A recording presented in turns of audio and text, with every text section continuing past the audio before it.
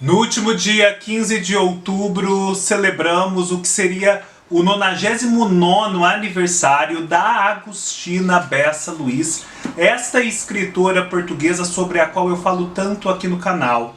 Sendo assim, começamos os preparativos para a celebração do centenário do seu nascimento, que vai ocorrer em 15 de outubro de 2022. Em 2022, em 16 de novembro, também comemoramos o centenário de nascimento de José Saramago. Só para vocês terem uma noção do quanto Portugal foi privilegiado com grandes escritores, e isto só num ano. Mas afinal de contas, quem é Agostina Bessa Luiz? Eu sou um entusiasta dessa escritora portuguesa, infelizmente tão pouco conhecida aqui no Brasil, e há toda uma playlist aqui no canal dedicada a ela. Eu já li essa sua biografia e fiz vídeo chamado Poço Estrada, da jornalista Isabel Rio Novo. Já falei sobre outros livros dela, como A Sibila, Vale Abraão, O Mosteiro e Santo Antônio. E agora, mais recentemente, li 2 livros infanto-juvenis que estão disponíveis no Brasil a preços acessíveis em várias livrarias, inclusive na Amazon, que são Dentes de Rato e Vento, Areia e Amoras Bravas. Apesar de classificados como infanto-juvenis, muito por conta da extensão e do fato de tratarem da vida de uma criança, a Lourença, são livros que podem tranquilamente ser lidos por adultos, são livros até relativamente extensos e, como vocês verão ao longo do vídeo, realmente complexos. Afinal de contas, a Agostina Bessa Luiz não consegue deixar de ser complexa e de nos presentear com a sua sabedoria e os seus insights ao longo do texto. Comprando estes livros ou qualquer outro produto, desde que através dos links abaixo, você ajuda o canal com uma pequena porcentagem da sua compra. Desde já eu agradeço a todos que têm colaborado. O fato de já ter lido a biografia da Agostina me preparou para o fato de que estes 2 livros, que vão contar a infância e a pré-adolescência da Lourença, são muito mais do que obras ficcionais. São verdadeiramente um reconto da própria vida e da própria infância da Agostina, sendo, portanto, a Lourença, a protagonista, um alter ego da escritora. E é muito significativo que já com avançada idade, a Agostina Luiz tem escrito livros infanto-juvenis falando da sua infância. E desse modo que ela fala, porque é dela também a frase de que ela nasceu velha, mas morria criança. E a Lourença, a protagonista, é muito isso. Ela é uma criança muito avançada, com percepções muito de adultas, e uma adulta crítica, e não uma adulta como outra qualquer, como a média dos adultos com os quais ela convive. E a Agostina, então, era essa criança, que por ser assim tão adulta e tão precoce, se sentia deslocada. No livro nós vamos ter, então, esse olhar aguçado, esse filtro que é o olhar da criança, no qual ficam retidos muitos elementos que para os adultos são normais, são irrefletidos, mas que aos olhos, pelo filtro da vista de uma criança, se mostram como sem sentido, como desconcertantes, insólitos. E a Lourença é essa grande observadora da vida adulta e crítica de hábitos que tomam por normais, mas que na verdade são, eles sim, muito infantis. A Lourença vive numa família em que há 3 irmãos mais velhos, 2 homens e uma ainda mais velha que é mulher moça. E ela tem um relacionamento um pouco desconcertante com a mãe, ela não se relaciona bem com a mãe. O pai é alguém distante, alguém que quando está presente faz muito bem, mas que o mais do tempo está distante, afinal tem uma vida boêmia, ele lida com cassinos, com jogos, com cinemas, com diversão, vive esta vida da noite, mesmo que em parte profissionalmente. E ela então vai tendo que conviver com aqueles irmãos que já estão numa idade um pouco mais avançada, que nem sempre a compreendem, com uma irmã que é muito bonita e que é também um pouco fútil, está louca para se casar e comete uma série de trapalhadas por conta disso. Essa família também é uma família sujeita a muitas mudanças. Ela sempre que está gostando de uma casa se vê sob a necessidade de se mudar. E se mudar não só de casa, como também de cidade.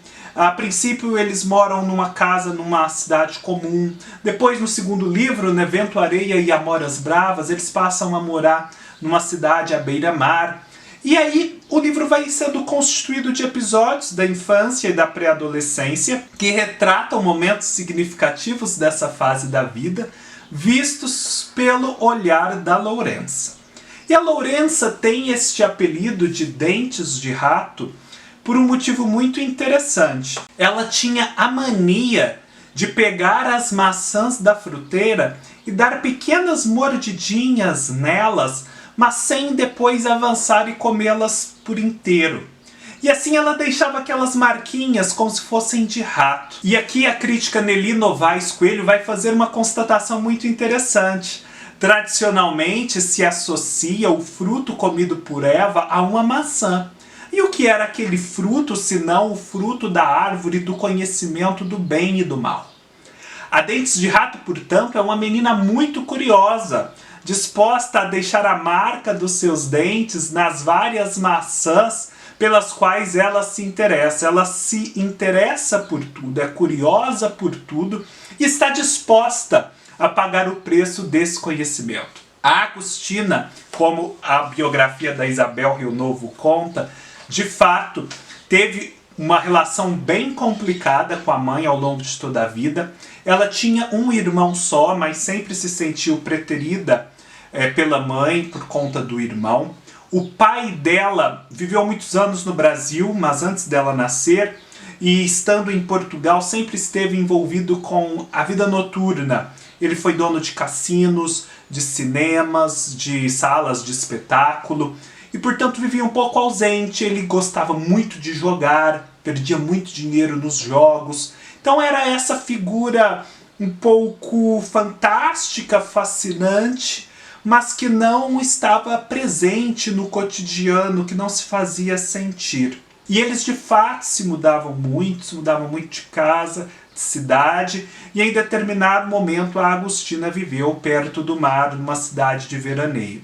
A escrita da Agostina Bessa Luiz é muito marcada por aforismos. O que eu quero dizer com isso? A Agostina tem uma percepção da realidade muito fina e muito original. Você está lendo ali as histórias que a Agostina vai contando e de repente vem uma constatação sobre a vida, o ser humano, o mundo, que te surpreendem, que te paralisam.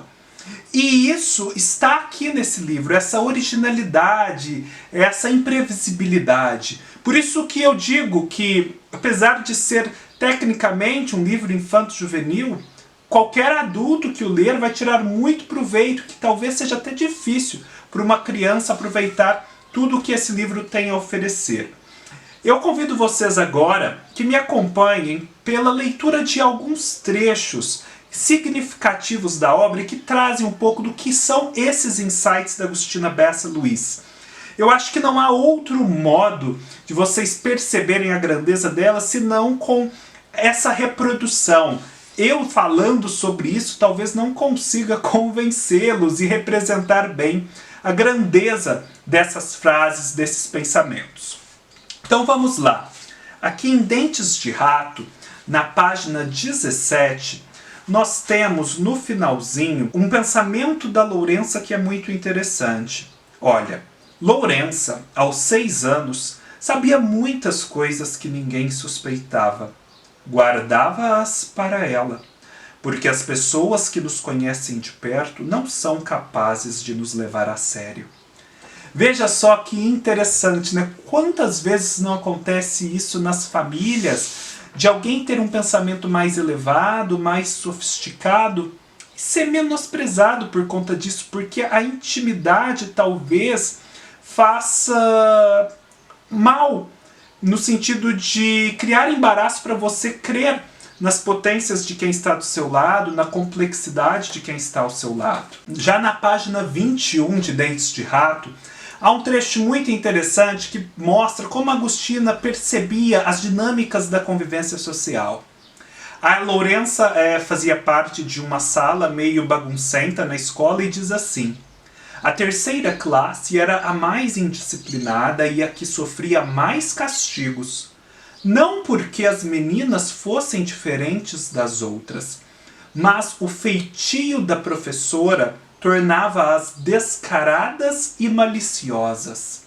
Tinham prazer em desafiá-la e descobriam que tinham gostos e vontades, assim, porque a desafiavam. Olha que interessante. A professora é alguém impalatável.